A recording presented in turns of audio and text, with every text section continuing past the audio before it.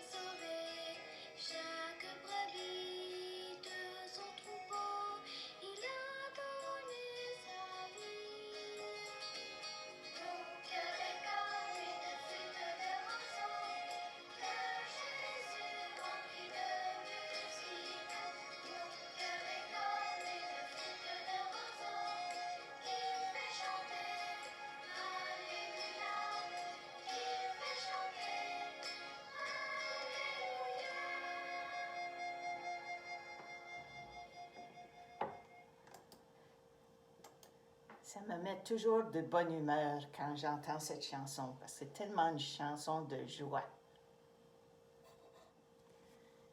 Eh bien, je vous ai demandé d'apprendre cette chanson. Je vous demande de la mémoriser. Et vous avez des prières à mémoriser. Mais qu'est-ce que c'est mémoriser? Qu'est-ce que c'est notre mémoire?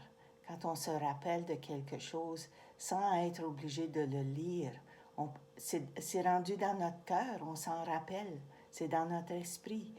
Alors, on a juste à y penser dans le fin fond de nous, puis ça nous revient à l'esprit, puis là, on est capable de chanter la chanson sans regarder les mots.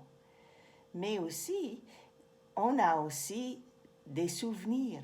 On se rappelle des choses qui sont passées il y a longtemps passées. Par exemple, moi j'ai des photos ici. Ça, c'est une photo de mon grand frère Aimé et moi. quand on était petit, on allait toujours à la messe le dimanche et maman était une bonne couturière, elle cousait tous nos vêtements. Bien, je me souviens de ça. Je me souviens même de la cape ou la mante que maman m'avait fait pour ce dimanche-là. Et j'oublie pas ça. Elle était rouge, un carotté rouge. Et puis mon frère, ben lui, il avait 2 ans plus vieux que moi. Ça, c'est la photo de moi à ma première communion. Alors, j'avais un voile avec des fleurs sur la tête et j'avais des vêtements blancs. C'était une occasion spéciale, notre première communion. Comme vous allez avoir l'occasion de faire votre première communion bientôt. Et j'ai grandi. Ça, c'est moi comme adolescente. Alors, on avait été visiter le photographe professionnel de Steinbach et puis il avait pris une photo de moi parce que j'avais gagné une bicyclette.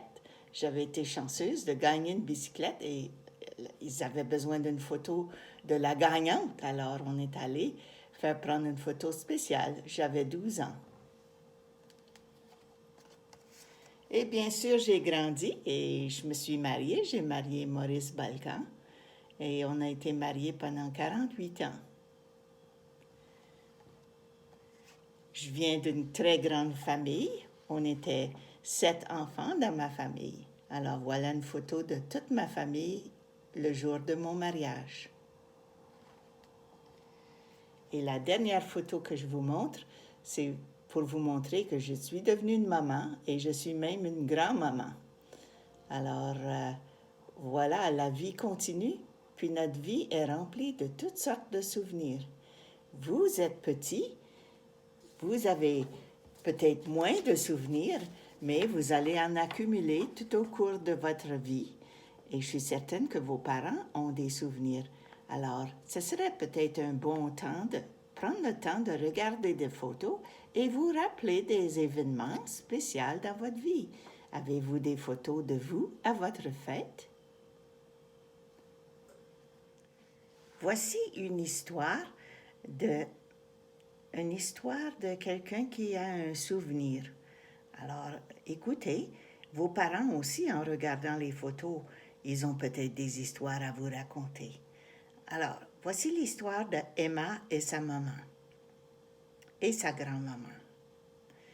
Emma rend visite à sa grand-mère malade qu'elle aime beaucoup.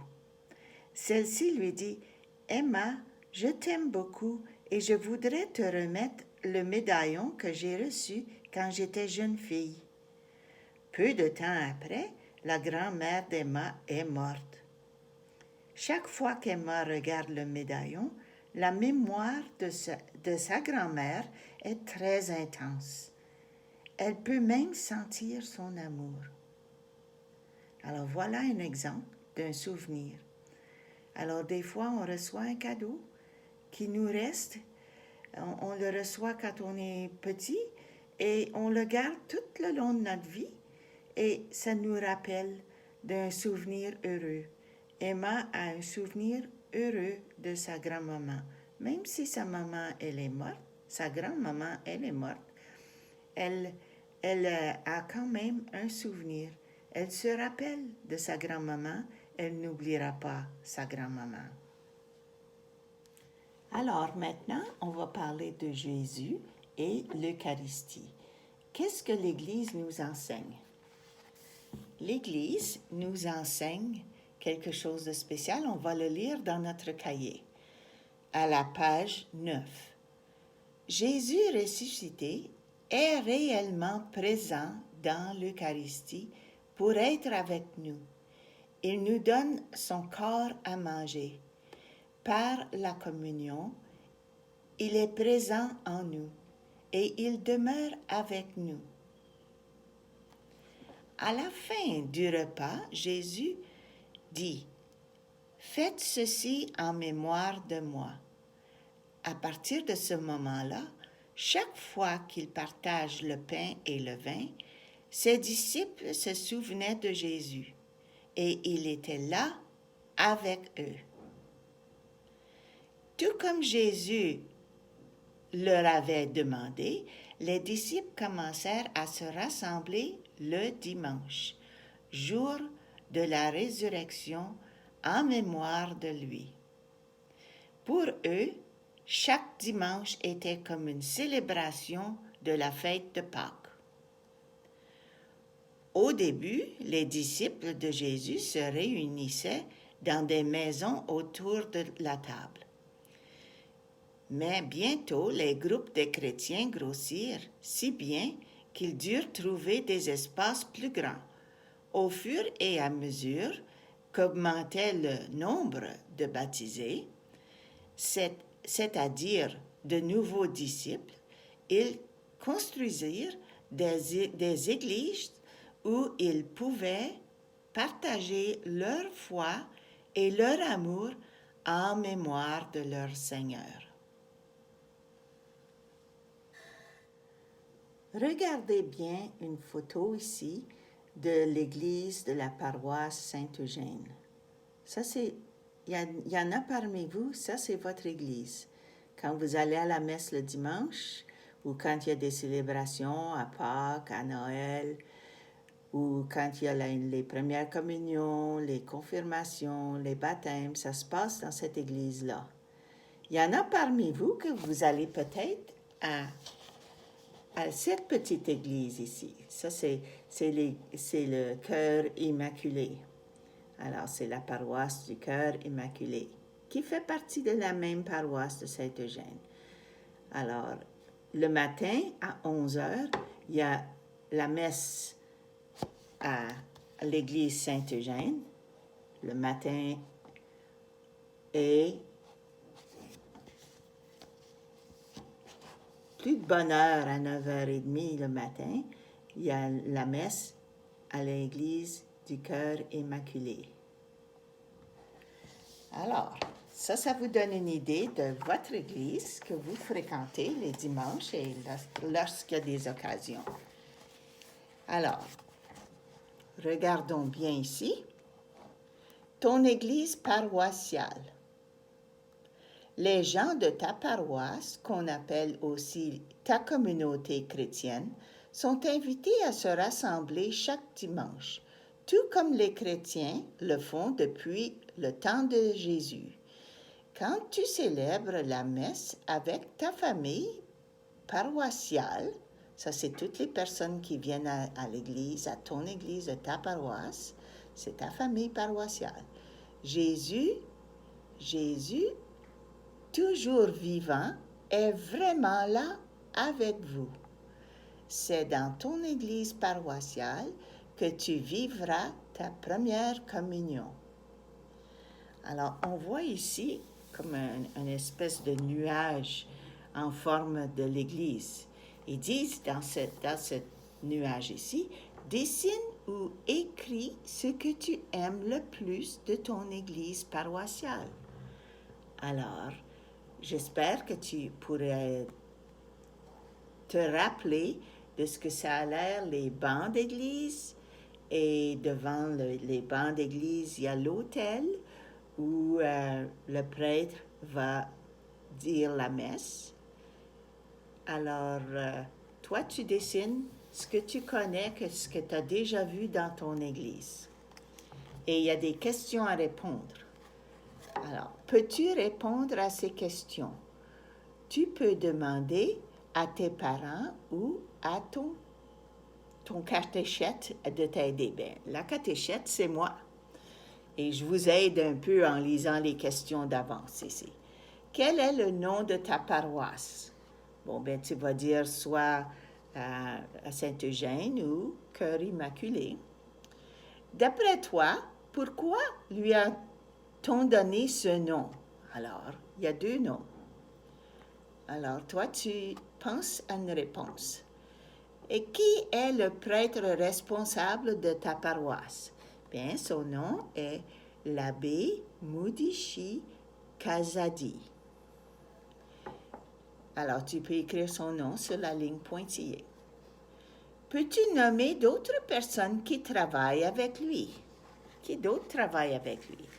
Bien, au presbytère, il y a Suzette Paris qui travaille au bureau, là, et elle s'occupe de toutes les affaires de finances.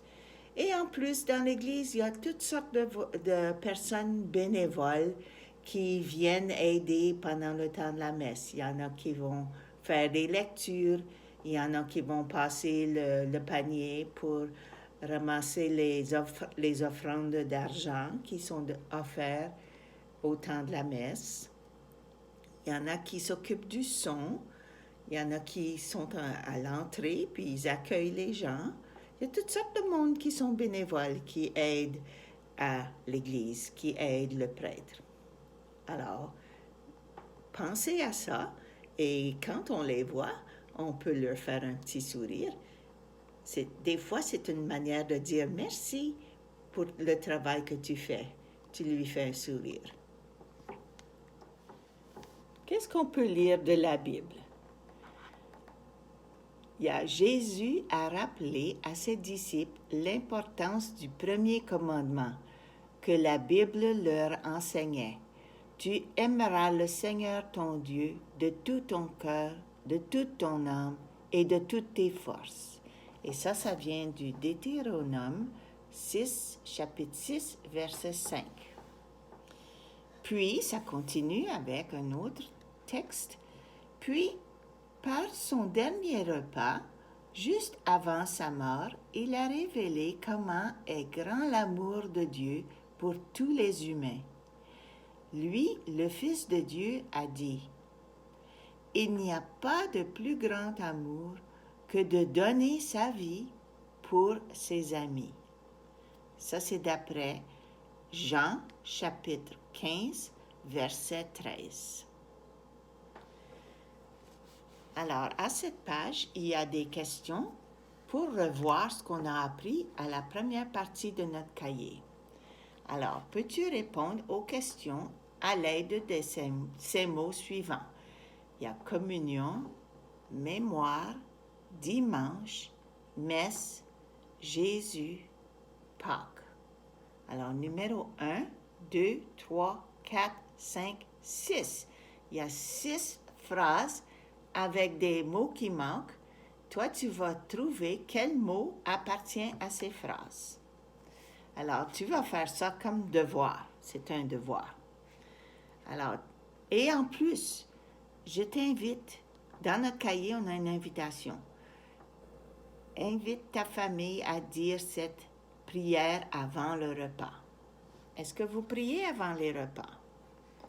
Seigneur Jésus, sois béni pour la vie et l'amour que tu nous donnes. Bénis ce repas que nous allons partager et bénis aussi tous les gens de la terre qui ont faim aujourd'hui. Amen. Alors ça, c'est une autre petite prière qu'on pourrait apprendre par cœur si on la disait tous les jours avant nos repas. Vous avez sans doute remarqué qu'il y a un panier de Pâques avec des œufs. Les œufs dans ce panier sont faits en plastique. Alors, qu'est-ce qu'on va mettre dans ces œufs-là? On va mettre des dessins que vous allez m'envoyer. Alors, pour devoir, vous avez reçu dimanche passé, j'ai envoyé une page comme ça. Donc, vous pouvez faire 4 dessins qui sont en rapport avec les phrases qui sont indiquées. Alors, je prie pour vous. Tu veux te dessiner ici, toi qui es en prière, tu pries pour quelqu'un de ta paroisse. Voici mon sourire. Tu peux le dessine-toi avec un beau sourire. Puis, il y a une place pour écrire ton nom. Moi, je vais couper ces cases-là et je vais plier les petits papiers, puis je vais mettre les petits papiers dans les œufs.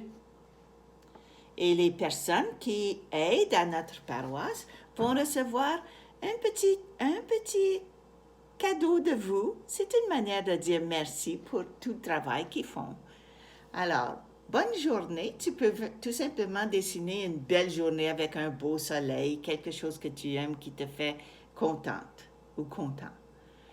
Je vous aime. Alors, tu veux peut-être dessiner un beau cœur avec un dessin dans le cœur.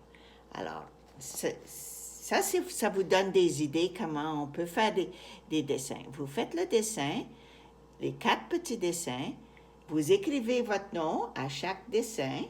Il y a une place spéciale. Et vous m'envoyez cette page-là. Et moi, je vais l'imprimer. Puis je vais plier chaque petit papier. Puis ça, c'est bon pour remplir 4 œufs. Alors, vous allez avoir une petite part à faire. Puis quand ce sera la messe du jeudi saint, moi, je vais rencontrer les gens à l'entrée et puis les gens qui viennent à notre paroisse pourront se prendre un œuf et moi, je regarderai le sourire qu'ils auront quand ils ouvriront l'œuf. Peut-être qu'il y en a qui vont décider d'ouvrir l'œuf seulement à Pâques, mais ça fait un petit cadeau de Pâques. Alors voilà un devoir. Si vous avez le goût, vous voulez faire 2 pages, vous êtes les bienvenus. Alors, je vous aime beaucoup et je vous souhaite de faire des beaux devoirs et envoyez-moi ça aussitôt que vous avez fini. Vos parents peuvent prendre une photo de votre travail et envoyez-le moi. Merci. Bonne journée.